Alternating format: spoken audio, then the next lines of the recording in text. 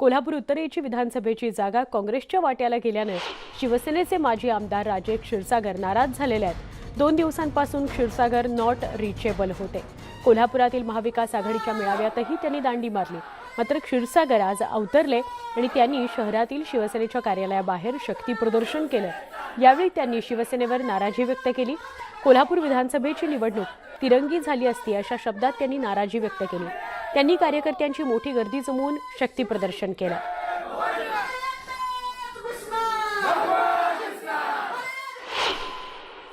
आपल्यासोबत राजेश क्षीरसागर आहेत। दादा, काय सांगाल? खरं तर तुम्ही 2 दिवसापासून नॉट रिचेबल होता, अनेकांची धाकधूक वाढली होती, मोठ्या प्रमाणात आहे ते समर्थक आज घरासमोर जमा झाले, काय नेमकी भूमिका होती? आमच्यासाठी मातोश्रीचा आदेश अंतिम असतो, हीच भूमिका। तरी पण महाविकास आघाडीच्या वाट्याला हा मतदारसंघ गेला, त्यापैकी काँग्रेसला हा मतदारसंघ गेला। खरं तर तुम्ही या मतदारसंघाचं 2 वेळा प्रतिनिधित्व केलं होतं, तुमचा प्रबळ दावा होता, मैत्रीपूर्ण लढतीचा प्रस्ताव तुम्ही ठेवला होता। नाही, हे सगळं सत्य असलं तरी एक गोष्ट आपण लक्षात घेतली पाहिजे की गेल्या 2019च्या निवडणुकीमध्ये शिवसेनेनं 123 जागे आपले उमेदवार लढले होते, त्यापैकी 70 ठिकाणी शिवसेनेच्या उमेदवारांचा पराभव झाला, त्यातला मी एक होतो। आणि 70 पैकी मी एकमेव असा आहे की पक्षप्रमुख सन्माननीय उद्धवजी ठाकरे साहेबांनी मला त्या ठिकाणी कॅबिनेट मंत्री दर्जा असलेलं राज्य नियोजन मंडळाचं पद दिलं। आणि मग अशा वेळेला एवढा मोठा विश्वास माझ्यावर आहे तर मी नाराज व्हायचं काही कारण नाही।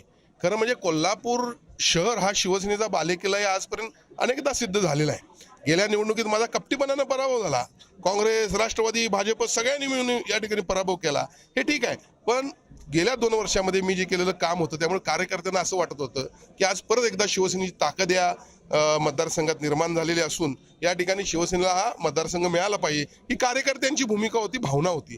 गेल्या 2 दिवसापासून मी जरी नॉट रिचेबल एक फोन जरी माझा बंद असला, दुसऱ्या फोनवरून मी सगळ्या माझ्या पदाधिकाऱ्यांनी कार्यकर्त्यांसोबत चर्चा करतोय, त्यांना थोडं शांत करण्याचा प्रयत्न करतोय आणि निश्चितपणे आमच्यासाठी मातोश्रीचा निर्णय हा अंतिम राहील। महाविकास आघाडी ज्यावेळी निर्माण झाली, अस्तित्वात आली, त्यावेळेला काही नियमावली ठरली होती। त्यामध्ये या 3 पक्षापैकी कोणत्याही एका पक्षाचा आमदारचं निधन झालं तर त्याच पक्षाच्या आमदाराला तिकीट द्यायचं आणि त्याला सर्वांनी मिळून निवडून आणायचं। त्या निर्णयामुळं आणि सन्माननीय उद्धवजी ठाकरे साहेब दिलेल्या वचनाला जागणारी व्यक्ती आहे, त्यामुळे त्यांनी दिलेला शब्द हा मान्य केलेला आहे आणि आम्हाला त्याबाबत कुठली नाराजी नाही। ज्ञानेश्वर साळुंखे, न्यूज 18 लोकमत, कोल्हापूर।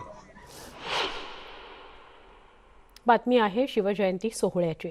राज्यात वर्षातून 2 वेळा शिवजयंती सोहळा साजरा होतो, एक जन्मतारखेनुसार आणि एक दुसरी शिवजयंती तिथीनुसार। 19 फेब्रुवारीला तारखेनुसार शिवजयंती सोहळा मोठ्या उत्साहात पार पडतो, तर तिथीनुसार 21 मार्चला म्हणजे उद्या शिवजयंती सोहळा साजरा होणार आहे। मात्र यावर राज्यभरातून तिथीनुसार शिवजयंती साजरी करावी अशी मागणी काँग्रेसनं सरकारकडे केलेली आहे। तिथीनुसार म्हणजे 21 मार्चलाच घरोघरी शिवजयंती साजरी व्हायला हवी अशी मागणी मुंबई काँग्रेसनं मुख्यमंत्र्यांना पत्र लिहून केलेली आहे।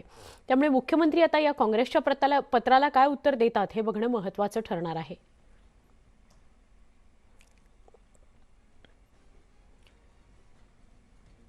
तिथीनुसार आणि जन्मतारखेनुसार अशा 2 शिवजयंती साजऱ्या केल्या जातात। महाराष्ट्रामध्ये एकच शिवजयंती, तीही तिथीनुसार साजरी व्हावी म्हणजे उद्याच्या दिवशी साजरी व्हावी अशी मागणी मुंबई काँग्रेसचे भाई जगताप यांनी मुख्यमंत्र्यांना पत्र लिहून केलेली आहे। राजकीय विश्लेषक पत्रकार संदीप प्रधान आपल्या सोबत आहेत। संदीपजी, वेगवेगळे विषय समोर येतात आणि त्यावरून राजकारण होताना आपण बघतोय। आता तिथीनुसारच शिवजयंती साजरी केली जावी महाराष्ट्रातल्या घरोघरी अशी मागणी भाई जगताप यांनी म्हणजे मुंबई काँग्रेसनं मुख्यमंत्र्यांकडे केलेली आहे।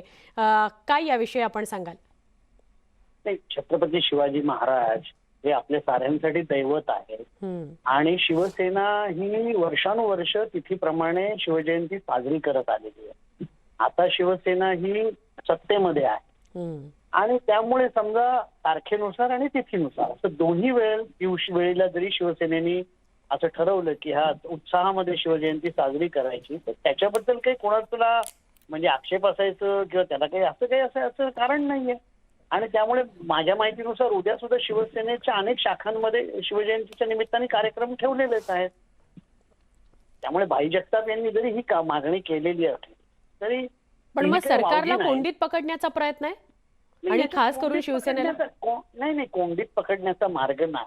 त्याचं आहे, आतापर्यंत शिवसेना सत्तेत नव्हती, त्यामुळे शिवसेना तिथीप्रमाणे त्यांच्या पद्धतीने शिवजयंती साजरी करत होती. हो पण म्हणून शासकीय शिवजयंतीला काही शिवसैनिक वंदन करत नव्हते का बाळासाहेबांना? असं काही नाही, त्यावेळेलाही वंदन करत होते.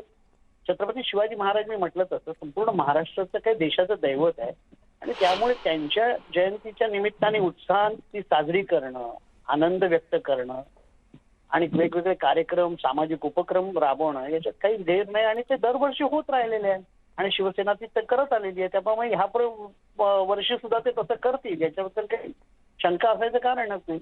नक्की. संदीप सर, आभार, आपण सविस्तर बोललात त्याबद्दल.